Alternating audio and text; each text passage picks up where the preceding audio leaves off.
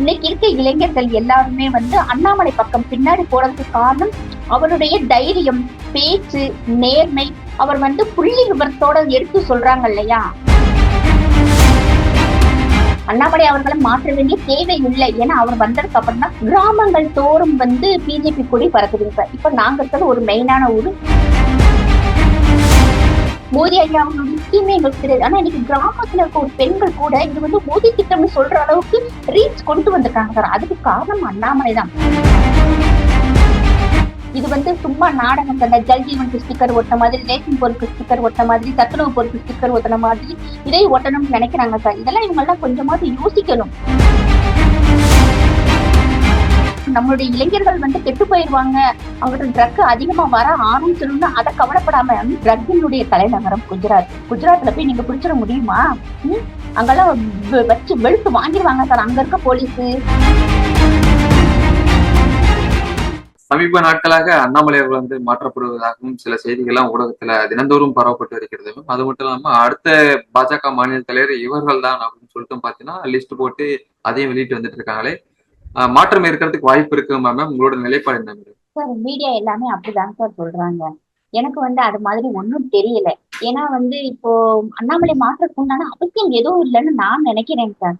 என்ன காரணம்னா எல் முருகன் அவர்கள் வந்து பற்று தலைவராக இருக்கும்போது அண்ணாமலை அவர்கள் துணைத் தலைவராக சேர்றாங்க. எல் முருகன் 17 மாதங்கள் தான் வந்து தலைவராக இருந்தாங்க. அதுக்கப்புறம் 19 மாதங்கள் வந்து அண்ணாமலை அவர்கள் தலைவராக இருந்தாங்க சார். அதுக்கு பிறகு வந்து இப்ப அடுத்த 3 வருஷம் இவங்க வந்துகிட்டு இருக்காங்க. இவங்களுடைய பை லா படி பார்த்தோம்னா அடுத்த 3 வருஷம் வந்து இவங்க கொண்டு வரலாம் சார். தேவைப்பட்டால் 3வது முறையாகவே தலைவரை வந்து இவங்க வச்சுக்கலாங்கிற ஒரு ஐடியாவே அவங்களுக்கு. ஏன்னா இவங்கதான் வந்து சட்டங்களை கொண்டு வர்றாங்க. தேவை ஏற்பட்டால் வேணுங்கிற மாற்றங்களை மத்திய அமைச்சரவை வந்து அதாவது தேசிய தலைமை செயல்படுத்துவாங்க சார். நான் அப்படித்தான் நினைக்கிறேன். ஏன்னா இதுக்கு முன்னாடி பார்த்தோம்னா இப்ப இருக்கிற நம்ம ஜே.பி. நட்டா அவர்கள் ஜனவரி 20, 2020 வந்து அவங்க தேசிய தலைவராக தேர்ந்தெடுக்கப்பட்டாங்க சார். இப்போ வரைக்கும் அவர் இருக்கிறாங்க பாத்துக்கோங்க. ஏன்னா இப்போ வரைக்கும் அவங்க அனௌன்ஸ் பண்ணவே இல்லை. அதனால வந்து மாநில தலைவரை வந்து மாற்றக்கூடிய அவசியம் இல்லைன்னு சார் இப்போ வரைக்கும் இல்லை. ஆனா வந்து அப்படி தேவை ஏற்பட்டால் ஒரு வாய்மொழியா கூட சொல்லியிருக்கலாம். ஆனா இப்போ வரைக்கும் சொல்லவே இல்லை பாத்தீங்களா. என்னை கேட்டோம்னா இது வந்து ஏதோ ஸ்ட்ராட்டஜியா தாங்க சார் நான் நினைக்கிறேன். அதாவது அண்ணாமலையை வந்து மக்கள் எந்த அளவுக்கு லைக் பண்றாங்கன்னு சொல்லி நம்மளை விட கண்டிப்பாக தேசிய தலைமைக்கு தெரிஞ்சிருக்கும். அண்ணாமலை அவர்கள் வந்ததுக்கு பிறகுதான் சார் பெரிய மாற்றங்கள்லாம் ஏற்பட்டிருக்கு. நமக்கே தெரியும் சார். அதாவது நம்ம தமிழ்நாடு பாஜகவை அண்ணாமலைக்கு முன் அண்ணாமலைக்கு பின் இப்படின்னு பிரிச்சே பார்க்கலாம் சார். இதுக்கு முன்னாடி இந்த தலைவர்கள் வந்து நான் குறை சொல்லல. இதுக்கு முன்னாடி இந்த பொன்னாரையா ஆகட்டும், அந்த தமிழிசை சவுந்தரராஜன் மேம் ஆகட்டும், அவங்க வந்து அவங்களுடைய பணியை சிறப்பா செஞ்சாங்க. ஆனா வந்து இன்னைக்கு நடந்துகிட்டு இருக்கிற விஷயங்களை வந்து அவங்க வெளியே கொண்டு வர்றாங்க சார். தைரியமாக யாருமே பேசல. அதாவது பாஜக எங்க இருக்குன்னு சொல்லி எல்லாரும் தேடிக்கிட்டு இருந்தாங்க.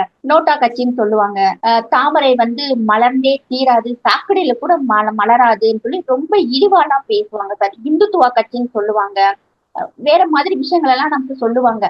ஆனா அண்ணாமலை அவர்கள் வந்ததுக்கு அப்புறம் எல்லாத்தையும் உடைச்சு இருந்தாங்க சார். ஊழல் எல்லாம் வந்து நமக்கு பழக்கப்பட்ட ஒண்ணு. ஆனா அண்ணாமலை அவர்கள் என்ன பண்ணிருக்காங்கன்னா ஊழல்களை ஃபுல்லா எடுத்து போட்டாங்க சார். இந்த மினிஸ்டர் இவ்வளவு செஞ்சிருக்காங்கன்னு அப்பதான் நமக்கே தெரியும். இத்தனை லட்சம் கோடி ஒவ்வொருத்தவங்களும் வந்து மக்களுடைய பணத்தை திருடி வச்சிருக்காங்கன்னு சொல்லி அப்பதான் நமக்கே வந்து ஒரு வருத்தமே தெரியுதுங்க சார். இன்னைக்கு இருக்க இளைஞர்கள் எல்லாருமே வந்து அண்ணாமலை பக்கம் பின்னாடி போறதுக்கு காரணம் அவருடைய தைரியம், பேச்சு, நேர்மை. அவர் வந்து புள்ளி விவரத்தோட எடுத்து சொல்றாங்க இல்லையா. அது வந்து இன்னைக்கு இளைஞர்களுக்கு நிறைய புரிஞ்சிருக்குங்க சார். நம்ம வந்து டிஎம்கே ஏடிஎம்கே மாறி மாறி நாங்கெல்லாம் ஓட்டு போட்டிருக்கோம் சார். மாற்று கட்சின்னு ஒண்ணு எங்களுக்கு எதுவுமே தெரியாது, தெரியவும் இல்லை, தெரியவும் விடல. அது ஒரு உண்மை சார். ஆனா அண்ணாமலை அவர்கள் வந்ததுக்கு அப்புறம் மோடி மேல இருந்த ஒரு தவறான ஒரு புரிதலை வந்து உடைச்சாருங்க சார். சென்ட்ரல் கவர்மெண்ட் எவ்வளவு ஸ்கீம் கொண்டு வந்திருக்காங்கன்னு இங்க தெரியப்படுத்தினாங்க.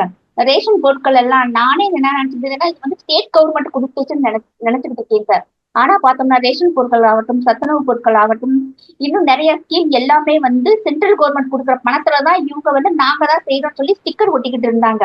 இன்னைக்கு தமிழ்நாட்டினுடைய கடன் எவ்வளவு இருக்குன்னு ஒரு 5 வருஷத்துக்கு முன்னாடி கேட்டா நம்மளால அதை பத்தி கவலையே பட்டிருக்க மாட்டோம். ஆனா இன்னைக்கு 10 லட்சம் கோடின்னு சொல்லி அண்ணாமலை அவர்கள் சொன்னதுக்கு பிறகுதான் நமக்கே தெரியுது. இது வரைக்கும் பார்த்தோம்னா எங்களுக்கு சென்ட்ரல் கவர்மெண்ட் நிதி கொடுக்கல அப்படின்னு சொல்லி நம்மளை வந்து ஏமாத்திட்டு இருந்தாங்க. ஆனா இப்ப அண்ணாமலை அவர்கள் என்ன பண்ணிட்டாங்கன்னா இந்தந்த வருஷம் இவ்வளவு நிதிகள் இவ்வளவுக்கு கொடுத்திருக்காங்கன்னு சொல்லி பிரிச்சு பிரிச்சு காமிச்சிட்டாங்க சார். இது எல்லாமே மக்களுக்கு தெரிஞ்சிருச்சு. அப்ப நமக்கு வந்து ஒரு படித்த இளைஞர் வேணும் அப்படின்னு சொல்லி பெரியவங்களாகட்டும் இன்னைக்கு இருக்கும் இளைஞர்கள் வந்து அதை நல்லா புரிஞ்சுக்கிட்டாங்க சார். அதனாலதான் வந்து அவருக்கு வந்து அவ்வளவு ஒரு கிரேஸ் இருக்கு. நமக்கு தெரிஞ்ச இந்த விஷயம் வந்து சென்ட்ரலுக்கு தெரியாதா?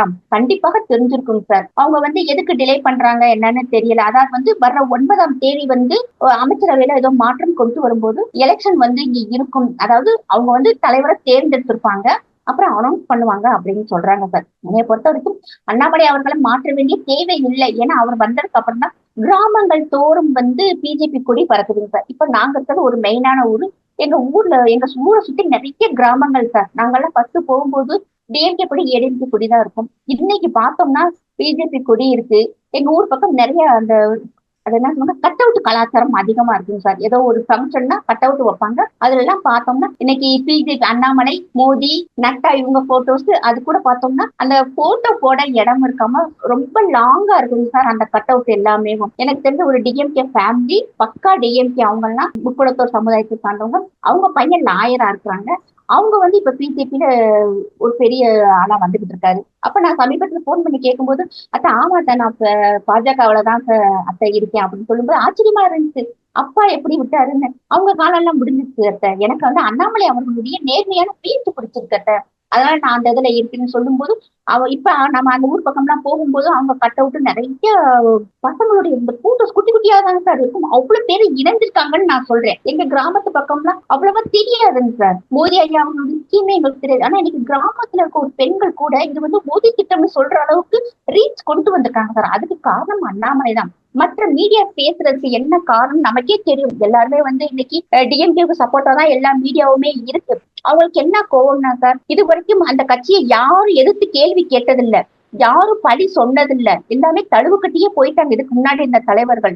ஆனா நேத்து வந்தவன் நம்மளை எல்லாரும் இந்த பாடுபடுத்துறான், நம்மளை எல்லாரும் இந்த பேச்சு பேசுறாங்கிற ஒரு ஆதங்கம், கோபம், அதனால எப்ப பார்த்தாலும் அடிக்கடி அண்ணாமலை அவர்களை மாத்துறாங்கன்னு சொல்லி பொருளை கிளப்பி விடுறது நமக்கு எல்லாம் ஒரு வீக் ஆயிரும் இல்லைங்க சார். அது வந்து அவங்களுக்கு ஒரு பாசிட்டிவா இருக்கு. மாசத்துக்கு 1 லட்சம் கூட போகாத ஒவ்வொரு யூடியூப் பெர் டே அண்ணாமலை அவர்கள் பேரை போட்டாலே பல லட்சங்கள் ஓடுது. நானே பாக்குறேன் சார். எதுக்கு போய் இப்படி நீங்க பார்த்து மாறிக்கிறாங்கன்னு தெரியல. மாற்றதுக்கு உண்டான வாய்ப்புகள் இல்லை. அதே மாதிரி சென்ட்ரல்ல வந்து இவருக்கு ஏதாவது பொறுப்பு தருவாங்கன்னு சொல்றாங்க. அது அங்க வந்து ஆட்களுக்கெல்லாம் பஞ்சமே இல்லைங்க சார். நிறைய ஆட்கள் இருக்கிறாங்க. அண்ணாமலை அவர்கள் கொண்டு போய் அங்க வச்சனுங்கிற அவசியம் இல்லை. பட் அப்படி அப்படி ஒரு வாய்ப்பு இல்லைன்னு தான் சார் நான் நினைக்கிறேன்.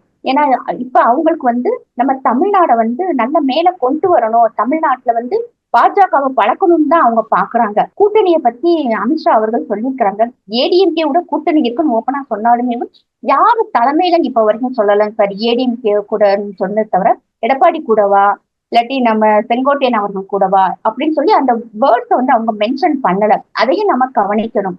அண்ணாமலை அவர்களே வந்து இன்னைக்கு போய் ரிசைன் பண்ற அளவுக்கு வந்து அவரு யோசிக்க மாட்டாருன்னு நான் நினைக்கிறேன். சும்மா வந்து மக்களை போட்டு ஒரு கன்ஃபியூஸ் பண்றதுக்காக தான் சார் இப்படி பண்றாங்க. அண்ணாமலை அவர்கள் வந்ததுக்கு அப்புறம் பாஜக கண்டிப்பாக நல்ல முறையில வளர்ந்துருக்கு. கிராமங்கள் தோறும் எடுத்து கொண்டு போய் சேர்த்திருக்கிறாங்க சார். வளர்ச்சி திட்டங்களை வந்து எடுத்து சொல்லியிருக்காங்க. அதனால வந்து அண்ணாமலை அவர்கள் இருந்தால் நல்லா இருக்குன்னு சொல்லி மக்கள் நினைக்கிறாங்க சார். மாத்தாங்கன்னு தான் என்னுடைய தனிப்பட்ட கருத்துங்க சார். அதுக்கு மீறி மாத்தினாங்கன்னா என்ன போஸ்ட் கொடுப்பாங்க, சென்ட்ரல் கவர்மெண்ட் போஸ்ட் கொடுப்பாங்கன்னு சொல்றாங்க. பட் அது எப்படின்னு எனக்கு தெரியல. ஆனா இருக்க வாய்ப்பு இல்லதான் சார் நான் நினைக்கிறேன். அண்ணாமலை அவர்கள் தான் தொடருவாங்க. ஏன்னா அப்பதானே சார் நீங்க வந்து கட்சியை வளர்க்க முடியும். இன்னைக்கு வந்து அடுத்த இருக்க தலைவர்கள் வந்து தைரியமா எடுத்து பேசணும் இல்லைங்க சார். அப்படி யாரும் இப்ப இல்ல. இப்ப ஒரு சிலர் சொல்லுவாங்க நயினார் நாகேந்திரன் அவர்கள்லாம் ஒரு மீட்டிங்ல பேசி கூட நான் இன்னைக்கு வரைக்கும் நான் கேட்டதில்லை. வானதி சீனிவாசன் மேம் இருக்கிறாங்க. அவங்க வந்து கொஞ்சம் சப்போர்ட்டிவா தான் நமக்கு தெரியுது. இப்ப நம்ம கட்சிக்கு என்னன்னா அந்த ஸ்டாண்டர்ட்ல நிக்கணும் இல்லையா. நேத்து வந்து கச்சத்தீவை தாரை வார்த்தை கொடுக்கும்போது உங்க சப்போர்ட் பண்ணக்கூடாது இல்லைங்க சார். இதுக்கு பேசிருக்கணும். நீங்க தானே எடுத்து கொண்டு போய் கொடுத்தீங்க, எப்படி நீங்க வந்து இப்ப தீர்மானம் போடுறீங்கன்னு சொல்லி கண்டிப்பா வந்து பாஜக காரங்க கேட்டுக்கணும் சார். அதுதான் வந்து கரெக்டான ஸ்டாண்டர்ட்னு நான் நினைக்கிறேன். இதுதான் ஒவ்வொரு மனுஷன் ஒவ்வொரு தொண்டனும் நினைக்கிறாங்க சார். ஏன்னா கச்சத்தீவை கொடுத்தது வந்து அன்னைக்கு இருந்த காங்கிரஸும் டிஎம்கே தான். அன்னைக்கு கலைஞரையாவுக்கு தெரியாதா கச்சத்தீவுனால பின்னாடி இவ்வளவு பெரிய இஷ்யூ வரும்னு அவர் என்ன தோணாமையா இருந்திருக்கும். அன்னைக்கு அவங்களுடைய சுய லாபத்துக்காக கொடுத்துருக்காங்க. இன்னைக்கு மோடி கவர்மெண்ட் வந்து திரும்ப வாங்குறதுக்கு அவ்வளவு கஷ்டப்படுறாங்க. ஆனா அதை வந்து இவங்க சாதாரணமா ஒரு தீர்மானம் போட்டுட்டு நாளைக்கு வந்தோடனே நம்ம ஸ்டிக்கர் ஒட்டிடலான்ட்டு கொஞ்சம் கூட கூச்சம் இல்லாம இவங்க தீர்மானம் போடுறாங்க. அதுக்கு வந்து இவங்க வந்து எதிர்ப்பு தெரிவிச்சிருக்கணும் சார். இல்ல கடல் நீரே அப்படிதான் வந்துட்டு நான் பாத்தீங்கன்னா, நினைக்கிறேன். கடல் நீரே வந்துட்டு சிவப்பு கலர்ல இருக்கு. காரணம் மீனவர்கள் வந்து தினந்தோறும் வந்துட்டு தாக்குதலுக்கு உண்டாக்கப்படுகிறார்கள். பிரதமர் மோடி அவர்கள் வந்து பதவியேற்கும் போது வந்து மீனவர்கள் பிரச்சனையில அக்கறை செலுத்துவதாக கூறினார். ஆனா எதுவுமே செய்ய கிடையாது அப்படின்னு சொல்லி ஸ்டாலின் அவர்கள் வந்து கூறுகிறாரு. உங்களுக்கு பதில் என்ன? 2014 இருந்து 2025 வரைக்கும் 11 வருஷம் மோடி ஆட்சி நடந்துகிட்டு இருக்குங்க சார். ஒரே ஒருத்தர் தான் சார் மீனவர் வந்து சுட்டு கொல்லப்பட்டிருக்காங்க. அதற்கு முன்னாடி இருந்த ஆட்சியில எல்லாம் பார்த்தோம்னா டெய்லி வரும் சுட்டுட்டாங்க, டெய்லி பிரச்சனை வரும், அதை பிடிச்சிட்டாங்க இதை பிடிச்சிட்டாங்க, நம்மளுடைய மீனவ சகோதரர்கள் வந்து சிறை பிடிச்சிட்டாங்கன்னு வந்திருக்கும் சார். ஆனா இப்ப அப்படி எதுவுமே இல்லையே. கடல் தாண்டி போகக்கூடாது அப்படின்னு சொல்லி பேசி முடிச்சிருக்காங்க. 11 வருஷத்துல ஒரு மீனவர் தான் சார் சுட்டு கொண்டிருக்காங்க. என்ன கடல் தண்ணி என்ன சிகப்பா இருக்குன்னு எனக்கும் தெரியல. வாய்க்கு வந்ததெல்லாம் பேசிட்டாங்க சார். இன்னைக்கு இருக்க மீனவர்கள் வந்து சேஃப்டியா தான் சார் போயிட்டு வர்றாங்க. அதோட எல்லையை தாண்ட மாட்டேங்கிறாங்க. அது வந்து ஓரளவுக்கு நம்மளும் நம்ம சகோதரர்களை பாராட்டிதாங்க சார் ஆகணும். ஆனா இப்ப சமீபத்துல கூட இலங்கை அதிபர் நம்மளுடைய இந்தியாவுக்கு வந்தாங்க. வரும்போது வந்து இதை பத்தி பேசியிருக்காங்க. இப்ப இதுக்கு அடுத்து வந்து நம்முடைய பாரத பிரதமர் மோடி ஐயா அவர்கள் இலங்கைக்கு பயணம் போக போறாங்க சார். இந்த விஷயம் வந்து இவருக்கு தெரியும், யாருக்கு, நம்மளுடைய முதல்வருக்கு தெரியும். நாளைக்கு இவங்க போனாங்கன்னா கண்டிப்பா கச்சத்தீவை பத்தி பேசுவாங்க. அஹ் குறைந்தபட்சம் அதை வந்து யூஸ் பண்றதுக்கு உண்டான ஒரு பெர்மிஷனை கூட வாங்கிட்டு வருவாங்கன்னு கண்டிப்பா தெரியும் சார். அதை வச்சுதான் இவர் வந்து தீர்மானம் போட்டுக்கிட்டு இருக்காங்க. இது வந்து சும்மா நாடகம் சார். இந்த ஜல் ஜீவனுக்கு ஸ்டிக்கர் ஒட்டின மாதிரி, ரேஷன் பொருட்கள் ஸ்டிக்கர் ஒட்டின மாதிரி, சத்துணவு பொருட்கள் ஸ்டிக்கர் ஒட்டின மாதிரி இதை ஒட்டணும்னு நினைக்கிறாங்க சார். இதெல்லாம் இவங்க எல்லாம் கொஞ்சமாவது யோசிக்கணும். இதுக்கும் இவங்க நம்ம சென்ட்ரல் கவர்மெண்ட்டுக்கும் இவங்க தீர்மானம் போடுறதுக்கு ஒரு சம்பந்தமும் இல்லை சார். கச்சத்தீவை கொடுத்தது இவங்கதான், இதுல எந்த மாற்று கருத்தும் இல்லை. ஆனா நாளைக்கு இது நமக்கே திரும்ப வந்தாலும் இதுக்கு எல்லா முயற்சி எடுத்ததுமே வந்து சென்ட்ரல் கவர்மெண்ட் மட்டும்தான் சார். இவங்க எல்லாத்தையும் தூக்கி கொடுத்துருவாங்க, எல்லாத்தையும் வித்துருவாங்க, எல்லாத்தையும் தார வாத்துருவாங்க, எல்லாத்தையும் அடகு வச்சிருவாங்க. மோடி கவர்மெண்ட்டுக்கு வேற வேலை இல்லையா சார்? சீனாவிட்ட கொடுத்த இடத்த புடுங்கணும், இது கச்சத்தீவா வாங்கணும், இது பாகிஸ்தான்ல புடுங்கணும். இந்த உலகத்திலேயே சார் கேன்சரை விட ரொம்ப மோசமான கட்சின்னு பார்த்தா இந்த காங்கிரஸ் கட்சி, இந்த டிஎம்கே தான் சார். இவங்க தான் சார் எல்லா பிரச்சனைக்கும் இது பயங்கரமான காரணம். இன்னைக்கு கம்பன் தோட்டா துறைமுகம் இருக்கும்போது அன்னைக்கே ஒரு எதிர்ப்பு தெரிவிச்சிருக்கலாம்ல சார். இன்னைக்கு நமக்கு பெரிய தொல்லையா இருக்கிறது கம்பன் தோட்டா. சீனாக்காரன் வந்து அங்க போட்டு அமைச்சு உட்காந்துருக்கான். நாளைக்கு நம்ம தமிழ்நாட்டுக்குள்ள இன்னும் அதிகமான ட்ரக்ஸ் எல்லாம் வந்தா எப்படி சார் கண்ட்ரோல் பண்றது? இது வந்து ஒரு முதலமைச்சர் இதுக்கு கவலைப்படணும். கம்பன் தோட்ட பக்கத்துல இருக்கு நம்மளுடைய இளைஞர்கள் வந்து கெட்டு போயிருவாங்க, அவங்ககிட்ட ட்ரக் அதிகமா வர ஆரம்பிச்சிடும்னு அதை கவலைப்படாம ட்ரக்கினுடைய தலைநகரம் குஜராத். குஜராத்ல போய் நீங்க பிடிச்சிட முடியுமா? அங்கெல்லாம் வச்சு வெளுத்து வாங்கிடுவாங்க சார் அங்க இருக்க போலீஸ். சும்மா இவர் வாய்க்கு வந்ததெல்லாம் பேசிக்கிட்டே இருக்காங்க. இவங்க போடுறது வந்து நாளைக்கு கச்சத்தீவு ரிட்டர்ன் வந்தா நம்ம ஒரு ஸ்டிக்கரை ஒட்டிக்கலாங்கிறதுக்காக பாத்தீங்களா நாங்க தீர்மானம் போட்டுட்டோம், நாளைக்கு எங்களாலதான் இந்த இவர் தீர்மானம் போட்டோன்னு எல்லாம் முடிஞ்சிருமா? நீட்டுக்கு தான் சார் தீர்மானம் போட்டாரு, ஏன் சார் இன்னும் நீட்டு வரல?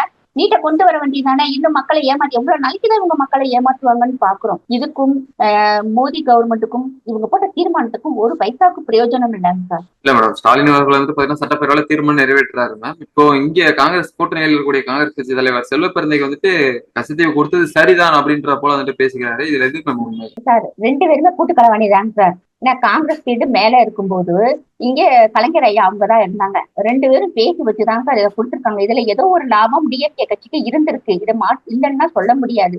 2 பேரும் சேர்ந்து கொடுத்ததை மாறி மாறி பேசி மக்களை வந்து கன்ஃபியூஸ் பண்றாங்க சார். செல்வ பிரதிகையே சொல்லிட்டாரு இல்லையா கொடுத்தது சரிதான் அப்படின்னு.